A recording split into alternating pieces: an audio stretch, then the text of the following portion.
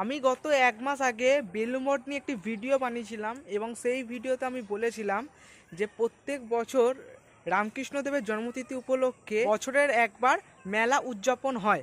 আজ হচ্ছে 12ই মার্চ, আজকে ছিল রামকৃষ্ণদেবের জন্মতিথি।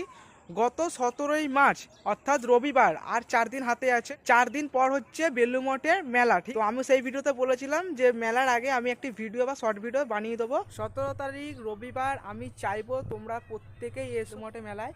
আর তোমরা কিভাবে আসবে না আসবে তাই নিয়ে আমার চ্যানেলে একটা ভিডিও আছে, তোমরা সেটা দেখতে পারো। এবং চ্যানেলে এইটাও বলা আছে আমার ওই ভিডিওতে যে তোমরা বেলুড় মঠ দক্ষিণেশ্বর কীভাবে দর্শন করতে পারবে, সব কিছুই বলা রয়েছে।